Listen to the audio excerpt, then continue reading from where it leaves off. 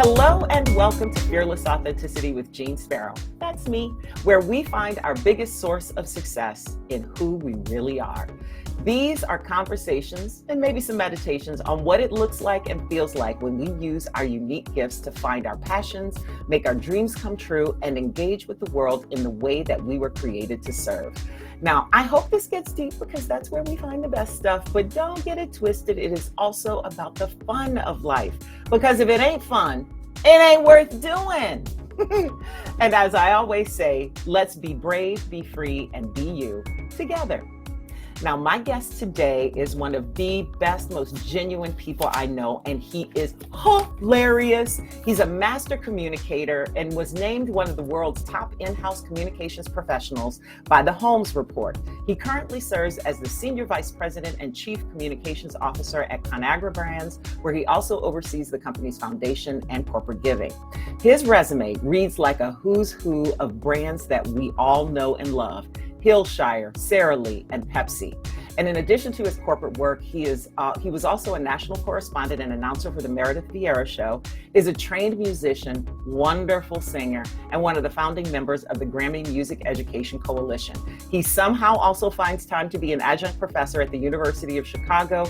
He inspires me with his words of wisdom on social media, and he's also a proud husband, a father to 3 humans and 1 very cute pup. I welcome very honorably to the Fearless Authenticity podcast, the one and only Jon Harris. Hello, my love. Hello, my love. My goodness, I'm not only blushing, but I almost got choked up during that. So thank you. I always try to introduce people in the way that we would if they were gone, right? You got to give people their flowers while they're here, Jon. Agreed. And I think sometimes we wait too long. And I love that. I thank you for the flowers. Well, I feel the same about you. This is kind of a love fest, Jeanne, because it's right back at you, from positivity, from an inspirational standpoint, from fun, engaging. That's what I love most about Fearless Authenticity. I love that you're fearlessly authentic. Thank you, I darling. love that you're brave, and everything you do tell us, you do yourself. So that's what I love about that. So be brave, be free, be you. That's you, Jon. Listen, when I say the words fearless authenticity for yourself, what are the things that come to mind in how you live your life and what those words bring up for you? Oh, I think it means being true to yourself, being, treating others the way that you wish to be treated, not worrying so much about what others think, but really what about those who are closest to you think. And today I always, as you mentioned before, I post harassments every day. I call them #harassments. I started them, I remember years ago, a friend of mine who's since passed said, "Oh, you're never going to keep doing that. I don't know why you're doing that. You should stop them."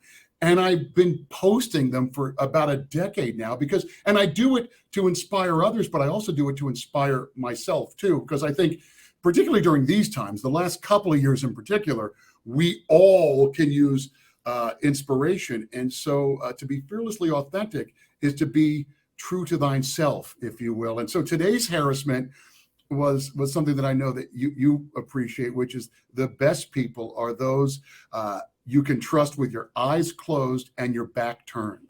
Brother. And it just says it all.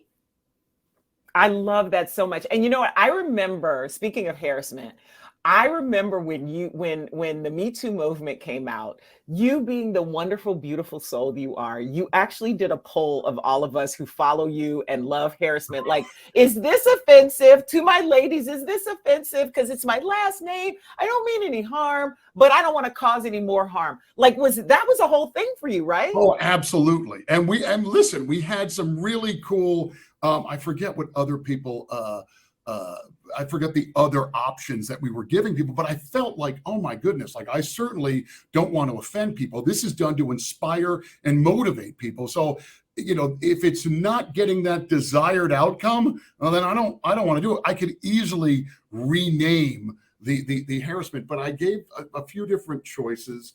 And kept voting for harassment, which I was happy about because over the years I've created so many memes with the hashtag harassment that I'd hate to have to create. There's thousands of them at this point. So I'd be like, oh no, I've got to now call it, oh, they were Jonversations. Yes. And I was like, yeah, no, that's so 1985. Like, even though we lived through that, I was like, no, John, I will stand on this. Harassment will survive this, because the thing is, it's the best. If you're going to get harassed, you may as well get harassed that way.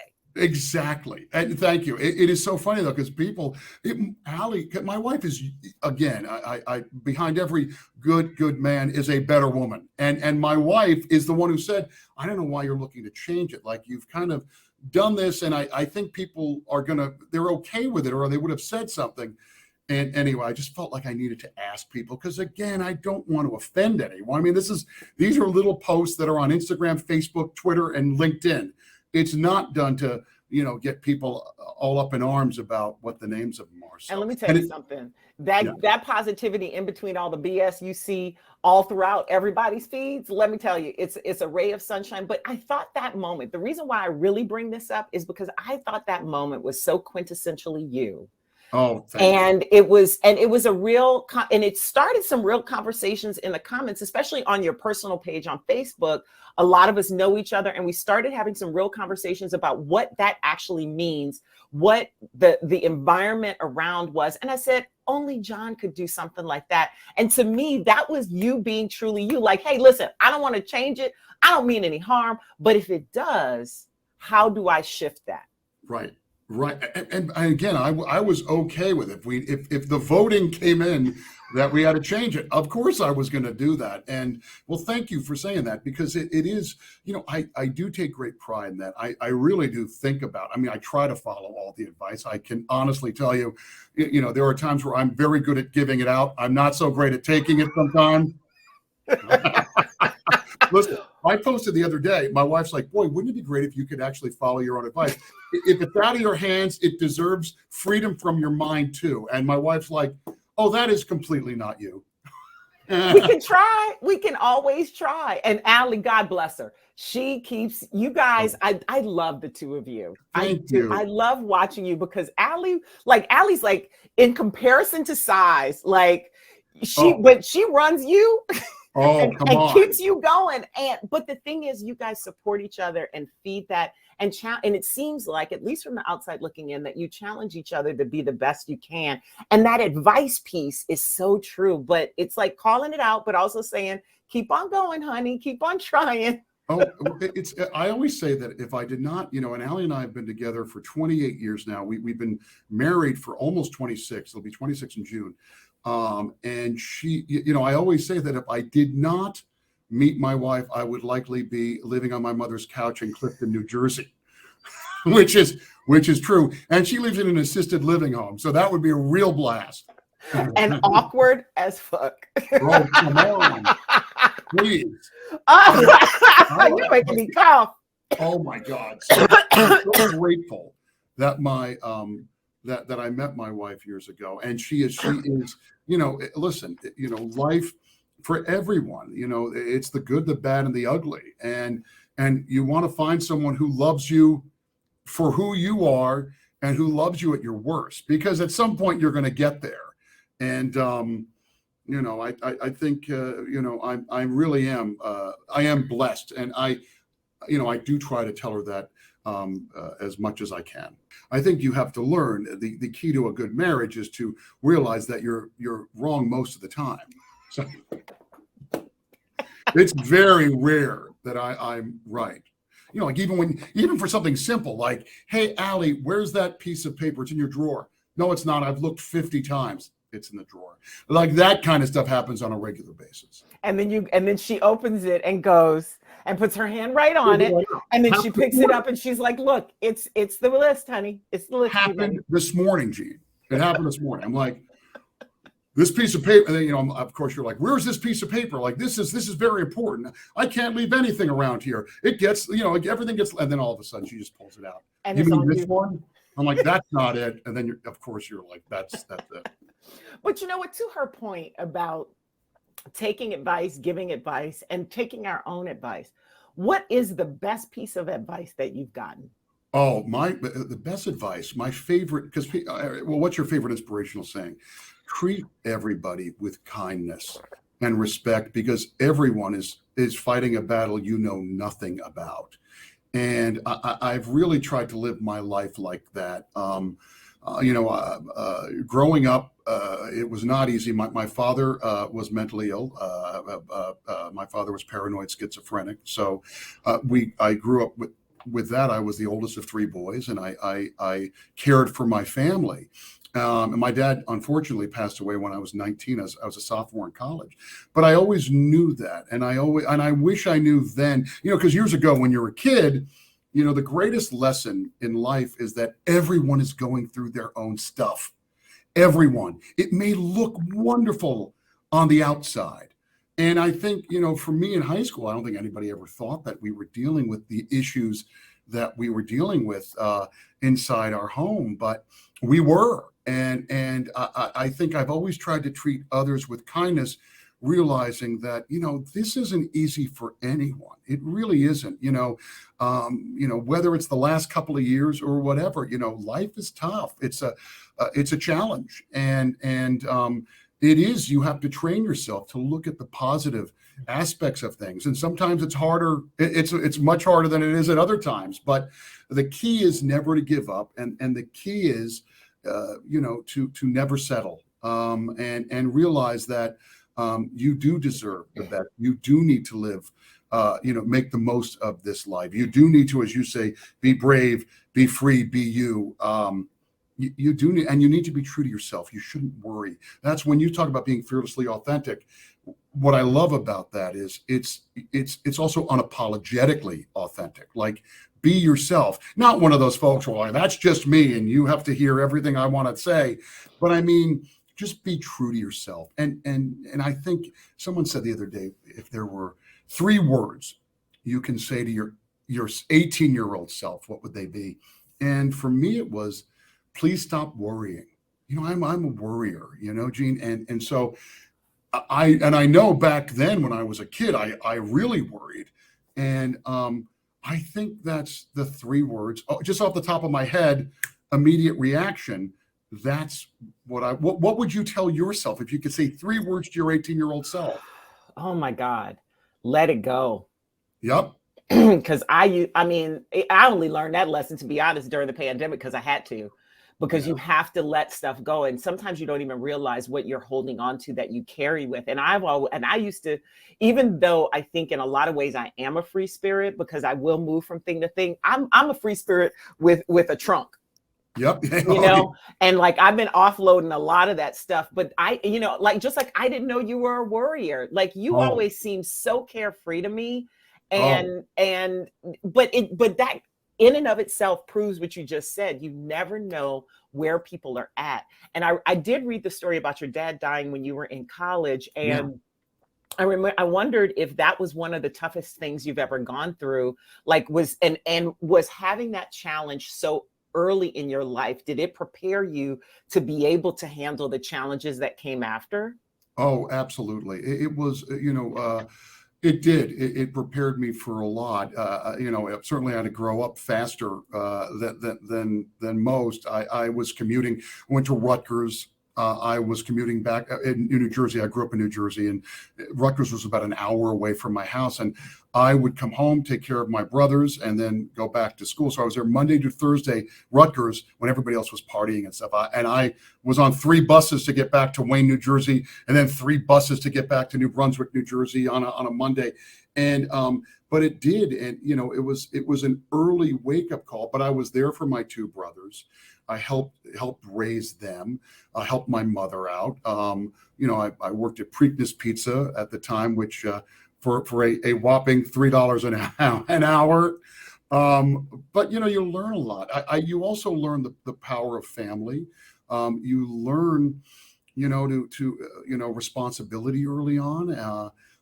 And I was the man of the house. Even before my father had passed, I had a lot of those responsibilities. And so it gave me, I had a great sense of empathy and to be empathetic towards so many, so towards others. And also what I learned at that time is I always want to help people. There's something, my goal is to be a connector like yourself. And so for me, I've always connected people with one another. And I've always wanted to help people because I knew what it was like to not have anyone, to not be able to help someone, and so I've always tried over the years, whether it's students or whether it's helping people, my peers or folks who are older, it's always trying to help people with a solution. I think growing up, I was a bit of a fixer, and I still am. That's, and that, by the way, that's how I get great gratification. That's how I really find my self-worth, helping others. That, it's about positivity, kindness, and helping others. And that's where that's what fuels me. And so if I can help someone, I'll do it. And so it's connecting folks and helping them find opportunities and also providing advice when it's needed and hopefully helping them through difficult times. And whether it's through something like posting, sayings every day, or whether it's picking up the phone and calling folks, or even doing, these basement sessions I started. I've always loved music. Early in the pandemic, it probably was like the first week, it was like March of 2020. I just started playing music, songs, piano and guitar on Facebook and Instagram. And it kind of blossomed into this weekly series. Over the past 2 years, we've done 82 sessions. I do it with a friend of mine, Aaron Weistrop, who's a wonderful Chicago sessions musician. We've done it. We take requests. It's called the Basement Sessions. We have sponsors. Shout out to the great Power Plate Plus and Francesco's Hole in the Wall and La Scarola and Chicago State Guy. I mean, but it's great, and it's created this nice little community. And we do them Friday nights, usually 4:00 Central Time, 5:00 Eastern Time. And Jeanne, if it puts a smile on people's faces and it kicks them off, helps them kick off the weekend in style and on some positivity, then I'm happy to do it. And I love doing it. I learned, in addition to letting things go that you learned during the pandemic, I also learned, boy, I missed doing that. I mean, you and I have spent many a night singing late night at parties, but I hadn't done a gig in 25 years or I'm so glad you started those too, because can I tell you, because I do my radio show on Saturday mornings. Yep. So a lot of times on Friday evenings, that's when I'm prepping for my show, like looking for stuff or what have you, even, or just trying to round things out. And so sometimes I would find myself scrolling through, I would land on your page and I would just leave it there so I could hear you say, I'm like, oh, look at my Johnny boy doing his thing. And I'm so honored. Thank you. Yes, absolutely. You don't even know. I mean, because I wouldn't have time to like chime in and be like, oh, hey, how you doing? I would just listen because I was like, okay, I need to post it. I need to do my stuff. Let me just, and you know how like Facebook will put it in the corner and you're just doing your work and listening to things. And I loved that you got back to that because I remember a conversation we had. I want to say it was at our mutual friend Rob's at his mom's Shiva when we were sitting Shiva for after her funeral. And you ended up bringing your keyboard over to our friend Missy's house and started playing. But we ended up having a conversation about your love of music and how that fits into your life and how that's also a very real part of you that you have to find other outlets for because it doesn't fit into communications, Jon. No, I remember that conversation like it was yesterday, and it was funny. It was the only Shiva, and I have to credit this to Jeanne and Missy, where we're singing at the end of the night at the top of our lungs, any and every song you could possibly think of, and that was a way to celebrate the life of Rob's mom. And it's to me, music is if you were ever what got me through tough times when I was young. Was music. It's always been such a big part of my life, and I've always loved it. I've always loved playing it. I've always loved performing it. But to have reintroduced it into my life. The love of performing during the last couple of years has been really fun for me, and I think I have more fun than even the people who are viewing. And I love the community that we've created. It's a really nice group of people. And what I love about it is we'll have celebrities chime in. So like Al Roker, who, as you know, Jeanne, my dearest friend, Al will go on every week and he will heckle me. And so I'll be reading these real time and shouting out requests. Jon Hamm has been on, Natalie Morales has been on. And what I love about it is that they're interacting with like high school friends from Wayne, New Jersey. So it really is this mix of all aspects of my life, everybody converging at least once a week together just to kind of connect with one another. And oh boy, it's been a real kick. My wife does, because I'm so, my wife doesn't love it as much. And I'll tell you why, because I will do it and then I will critique it. So then I have to watch it afterwards. And then I'd be like, oh, that note could have been better. Oh, I could have done that song.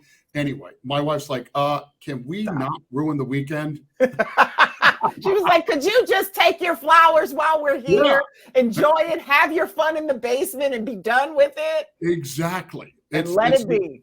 I mean, we've done it for so long that Aaron used to come masked.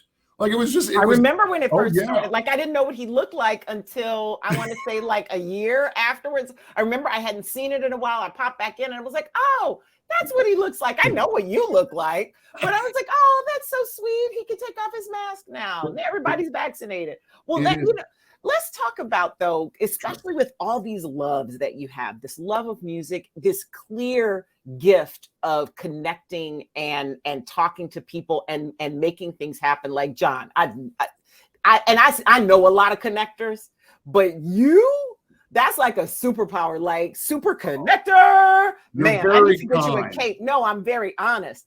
I'm also kind. But when did you know that those things were gifts that you had for other people? Was it something you realized over time, or was there like a moment where you're like, this is what I'm meant to do? I don't know how it plays out, but this is what I'm meant to do.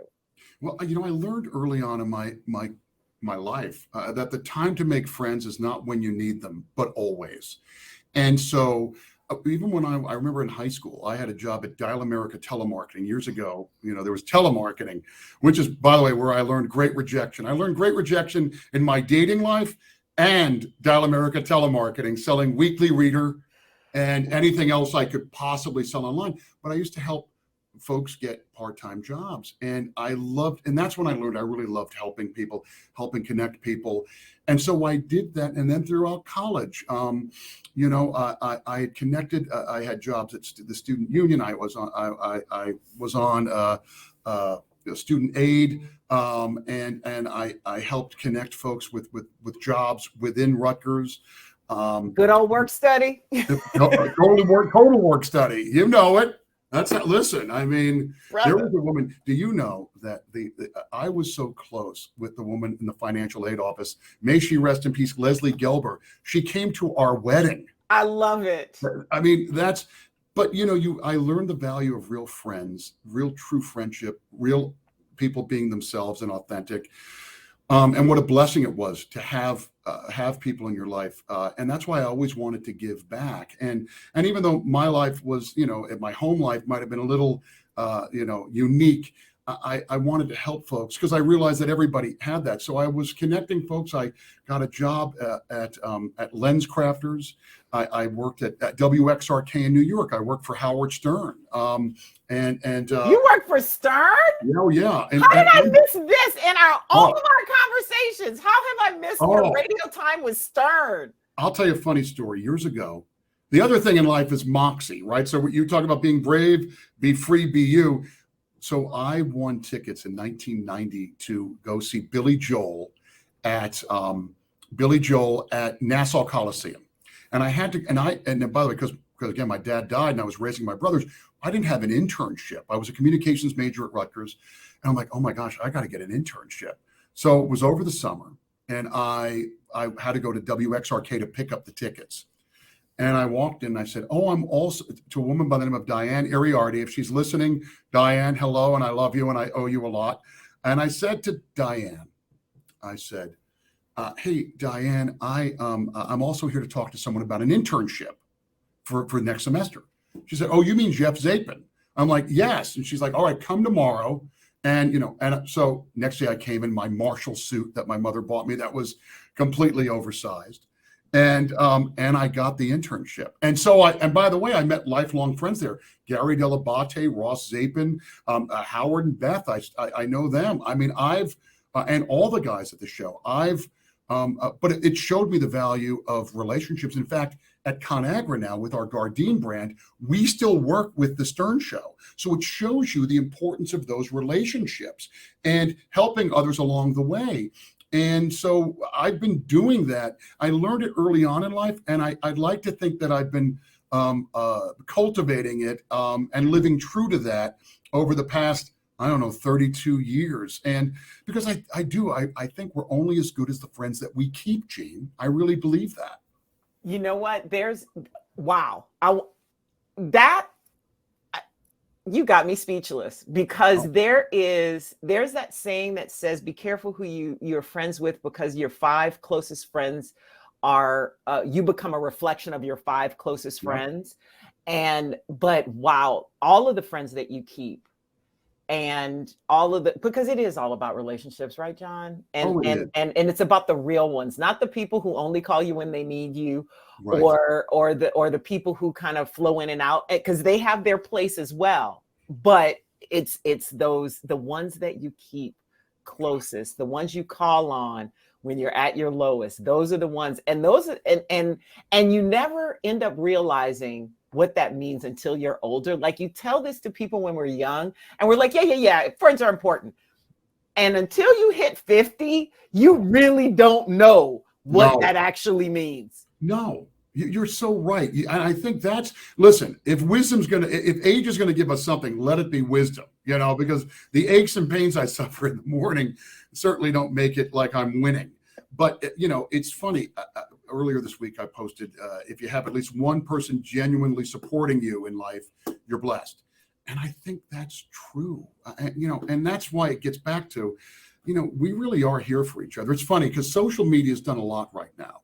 And when I talk to students, my own daughters, yes, everybody's social media obsessed, and there's good things that come with social media, but there's also not such good things. And I do think, when it comes to, technology has allowed us with LinkedIn and Indeed and Handshake and Glassdoor and Facebook, it's allowed us to make professional connections, but it doesn't mean that these folks, that you don't mistake that for having true relationships with people, who are going to be there for you or help you if you're looking for a job, or if you're looking, it's not those types of relationships. In life, you need those types of relationships. And I think those relationships are only achieved when it's face-to-face, when it's ongoing, when it's nurturing. You've got, the real relationships, the ones that mean the most to you, are the ones that you're constantly nurturing throughout life. Agreed, 1000%. And I do think that one of the things we've learned during the pandemic is how those online relationships can deepen when we put in effort and FaceTime, even if it's virtual FaceTime, but when there's that investment in each other.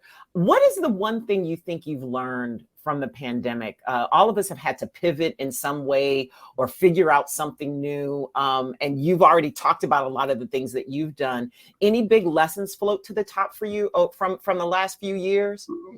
Several. One is always expect the unexpected. Yep, because two years ago, we did not see this shit coming. I remember March 13th. I remember March 12th, 2020. I had said to a colleague, I'm like, all right, I'll be back next week. And then I'll be back, maybe, a couple of days a week. And 455 days later, I came back. So, to expect the unexpected. But I do think I learned the value of saying no. Listen, I am a pleaser, as are you, right? So we're pleasers. So what happens, right? You I don't like to say no because I don't want to disappoint people. But I think, you learn, it's like, well, being home at night rather than going to an event or a gala, I'm okay with that. And I think it is. And what I've also learned during the pandemic is sometimes sitting with uncomfortable feelings, because to your point, and you said this on the podcast with Melissa, you've got to be patient. And I think I'm not good at sitting with uncomfortable feelings because I'm a fixer, right? So I want to jump in, dive in and solve it. And I want to solve it for you. I want to solve it for everybody because I don't want anyone to be uncomfortable or anxious. But I think life's about working through that. And that's what I learned. I'm going to let that sit because you and I are way more alike than I even realized. I knew we had a lot in common, but brother, when I tell you, I feel like I'm calling myself now a recovering fixer and a recovering pleaser because that's one of the things I had to stop doing during the pandemic, and I had to face it, and I had to sit with those uncomfortable feelings. And I'm still working on that one, John. I'm still working with that one because it's still hard for me, but there's so many things. In fact, I just posted the other day about this, about how when you sit with the feelings, there is a lesson that pain has come to show you, and it's going to come back around another time if you don't sit with it. So you may as well be brave about it, sit with that shit and just smell it and go, okay, I'm gonna work through this. I can get through this. I've gotten through 100% of the other things set to destroy me. Like literally, I repeat this stuff to me to make myself do it because otherwise I won't. Well, you have to. And Allie always, Allie will always say to me, you've got to sit with it. And it's just so foreign to me because I want to fix it because I know there's a solution. So let me fast track it and find that solution. And, you can't. I mean, some things, to your point, some things just take time and you've got to be patient. When you and Missy were talking and Missy Foreman, Jeanne's co-host from You and Me in the Morning, she said that her agent said, Whoopi Goldberg had given her the advice, actually. Your agent has given advice too, but it was, you got to be patient. You got to go home, spend time with your family.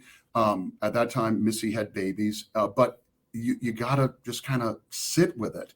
And by the way, I have 3 children who too don't like to sit with it. It's not like, apple trees make apples, John. Listen. As my cousin was saying, Missy hates this one because she's like, I don't get it. They didn't just lick it off the grass. Okay. She was like, why would people be licking it off the grass? I was like, it's country people. I have no idea. But it's true. It's like we create, we see it, and the thing is I see this, even though I don't have kids, I see it in all of my, my cousin's kids, your kids, like the kids that I'm close with, Missy's kids.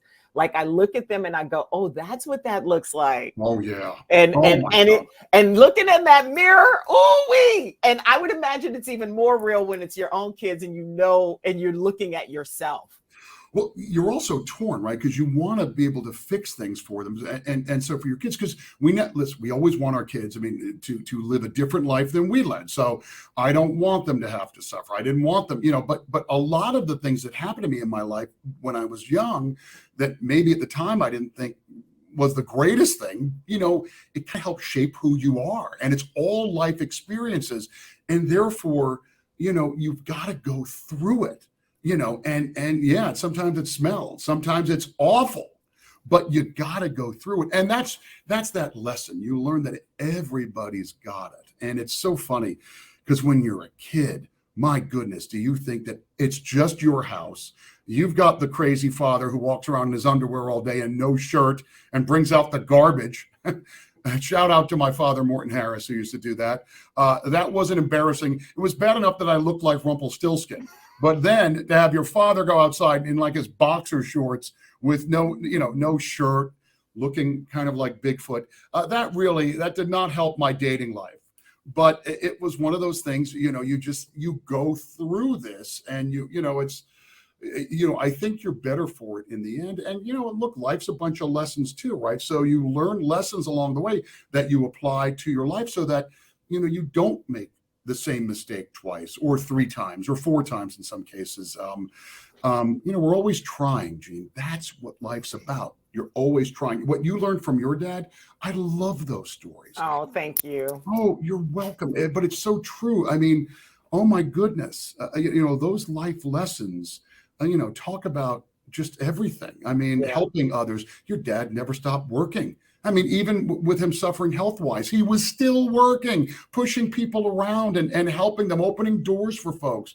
That's the kind of person that we all aspire to be, because he was authentic then, and then he was authentic now. And you're going to make me cry, Rebecca, because I looked at my dad's picture yesterday when I was like watering the plants or something. I was like, damn, I miss that man. Oh. Because you don't realize, again, just like you said, it's like you don't realize the importance of the stuff when you're going through it. You don't realize the impact that these folks make when they're here. And like my mom has been gone for 25 years. Oh.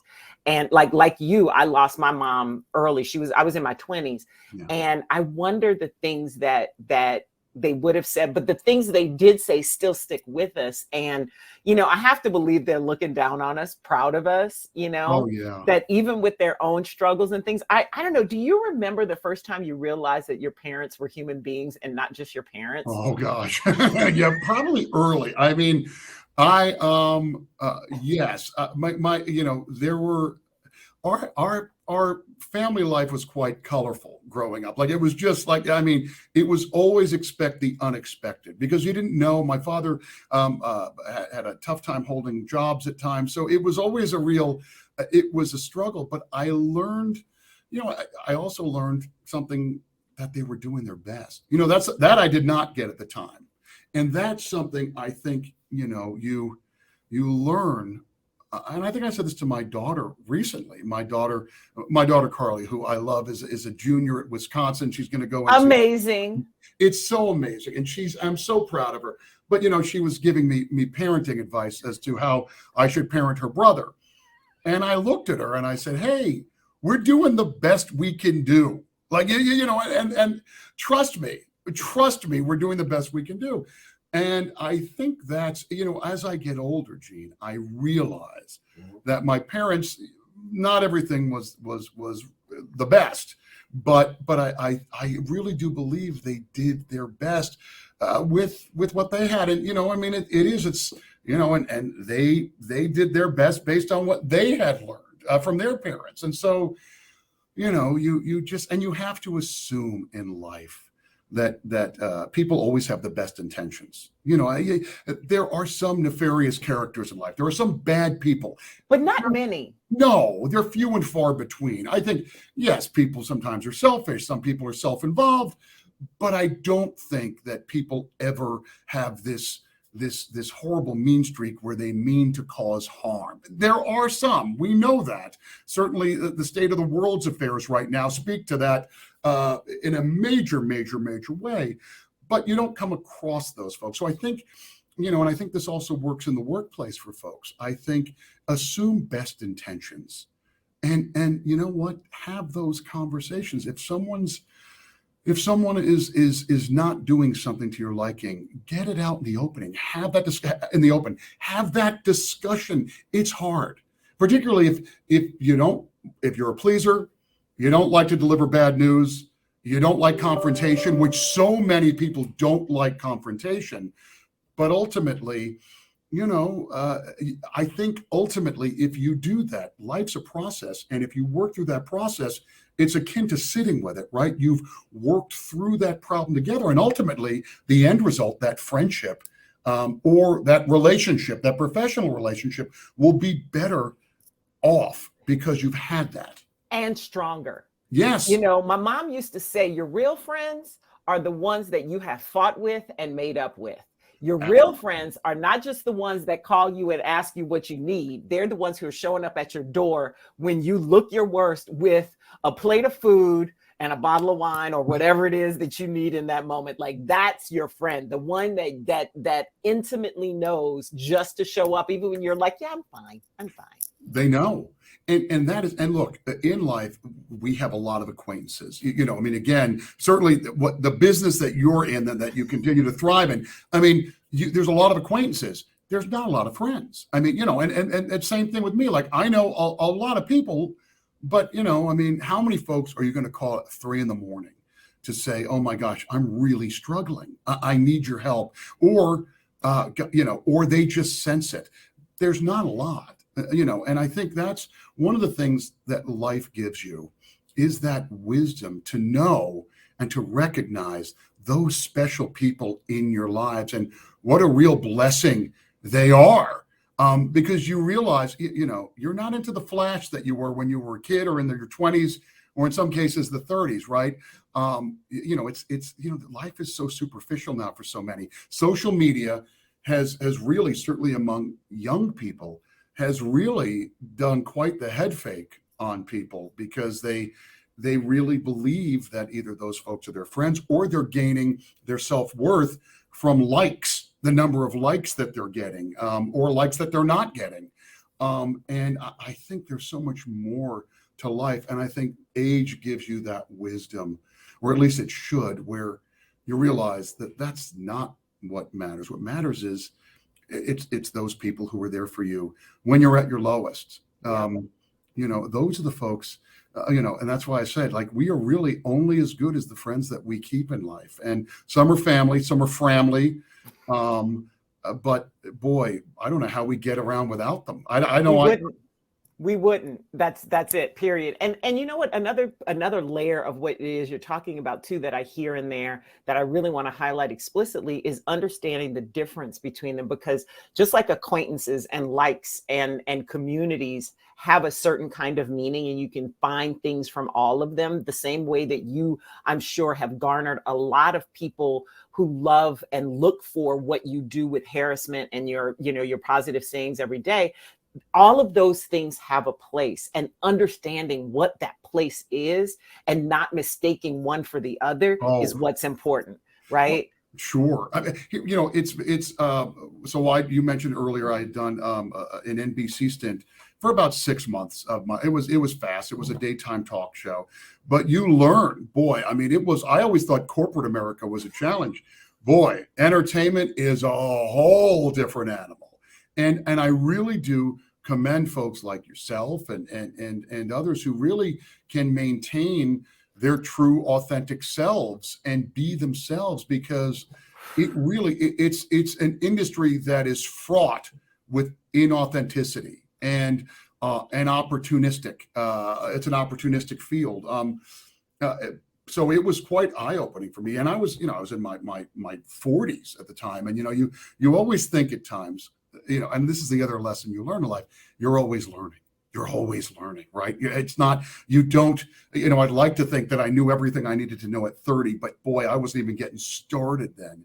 And, life will always surprise you. And it should. It should. I mean, it is also what keeps it interesting. But that's why we enjoy the journey. That's why don't be so hung up on the destination. The journey, that's where all the lessons are. That's where your growth occurs.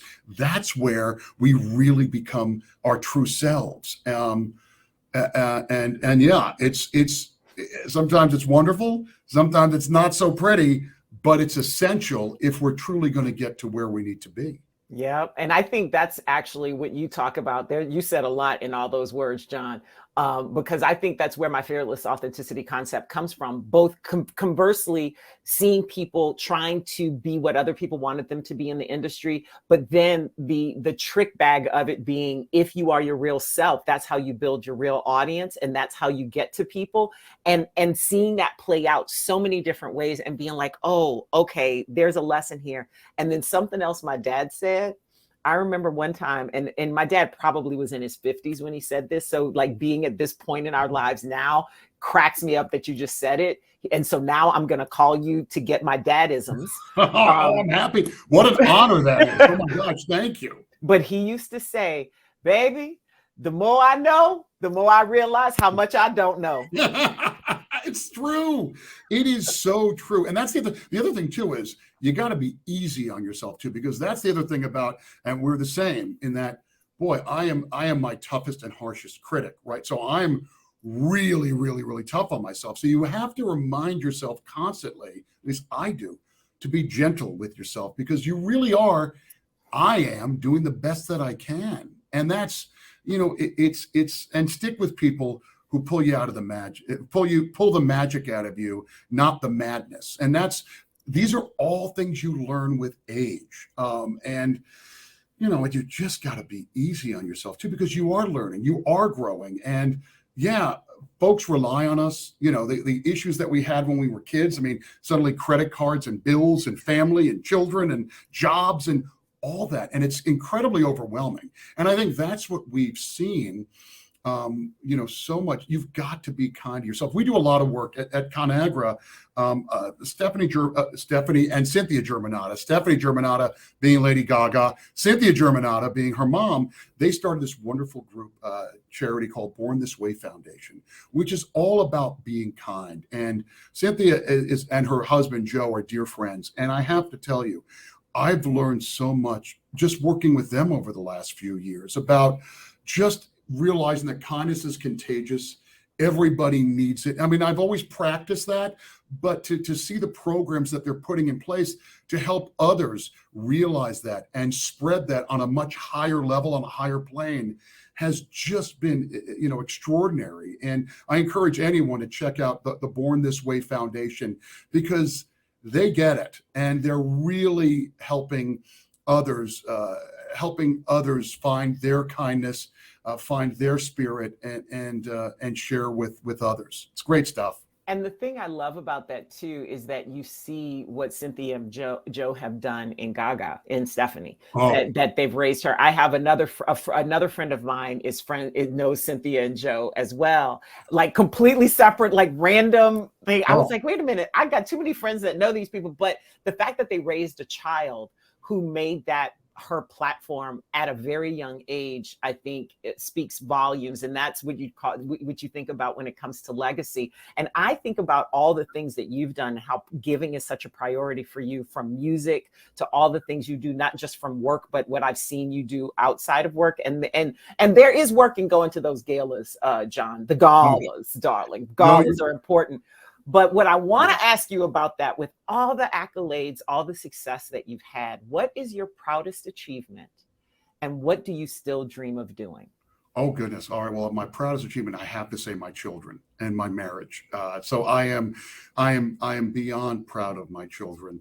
Although at times they can drive me up a wall, I am very, very proud of them, and I love them more than they'll ever know. And my wife too. I'm proud of our marriage for the past 25, almost 26 years. I know you'll find this very hard to believe, Jeanne. I'm not the easiest person to live with.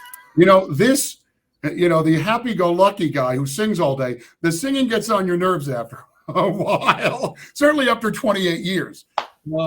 But I think that's my proudest achievement. But I do think that a lot of the work that I've done with the Alzheimer's Association, or Gilda's Club, or Make-A-Wish, or the Grammy Museum, which I'm a member of, to help spread music, or Ravinia, another group that I'm proud to sit on the board of.